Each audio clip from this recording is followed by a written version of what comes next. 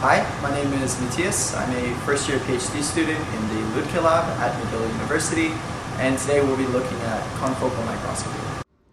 Confocal microscopy is a form of fluorescence microscopy which harmonizes optical components such as the aperture size, focal position, and objective lens to generate a high-resolution image of a fluorescently stained sample.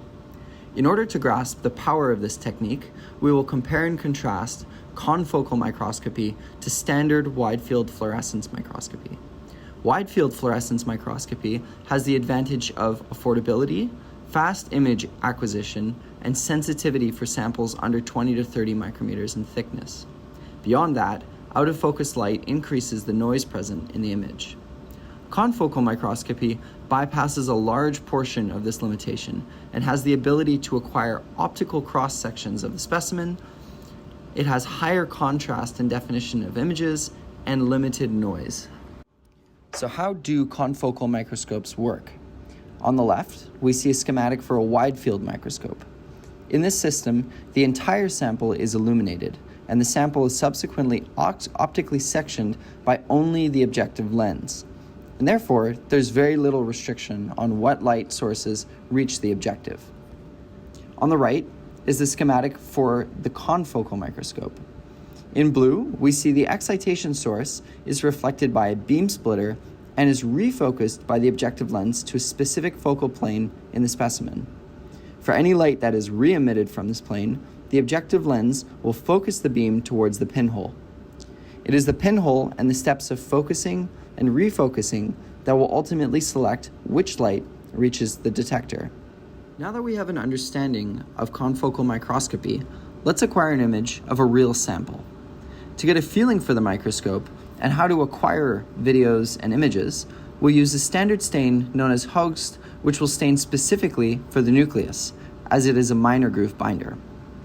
After this, we'll examine a method of fluorescent staining known as metabolic labeling, which utilizes click chemistry. This method follows the strategy and work done by Dr. Carolyn Bertozzi at Stanford University. However, in our case, we are interested in metabolically labeling DNA. To briefly summarize, cells were fed with a DNA nucleoside analog, which is taken up and metabolically incorporated. Following this, the cells were incubated with a highly selective reaction partner, which is a tetrazine in this case. They were washed and then imaged. Luckily for us, this reaction is fluorogenic, meaning the product will be fluorescent. Here is the microscope we'll be using today. At the top is the transmitter light arm, which can be pushed back to access the stage. Beneath this is the condenser and the motorized stage. The motorized stage can be controlled with a joystick here on the right.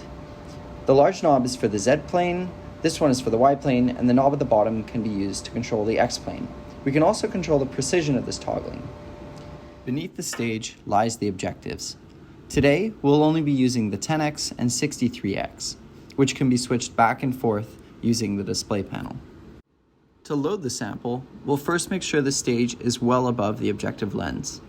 Then we will apply oil to the 63x objective and place our sample on the stage, making sure it is well secured. Following this, we'll slowly raise the objective until we see it lightly touches the glass. At this point, we'll turn on the bright field, switch to the fine focus, and start looking for our cells. Once we've selected the cells we'd like to image, we'll configure the microscope by turning on the lasers specific for our dyes. Next, we'll focus the image on the display screen using the bright field as a reference, and increasing the gain until there's appropriate contrast. I've stained my cells with Hoechst, and we can see this fluorescence using the 405 nanometer laser. Our probe of interest excites at 561, so we'll add this laser. We can see that the metabolic click chemistry stain is localized to the nucleus as shown in red on the right. The excitation spectra of Hoechst and the stain mentioned earlier are well separated, and therefore the amount of crosstalk between fluorophores is reduced. The fluorescent signals may also be overlaid to investigate localization. The final aspect of confocal microscopy I'll present today is a Z-stack. This is an image processing method which combines multiple images taken at different focal distances. This provides a composite image with a greater depth of field. These can be incredibly powerful for analyzing the plane of focus in a specimen without having to use the microscope. This tool has found huge importance in fields such as biology, chemistry, medicine, crystallography, and materials characterization. The power to image, analyze, and even record otherwise invisible events is truly fascinating, and I hope you enjoyed learning about it.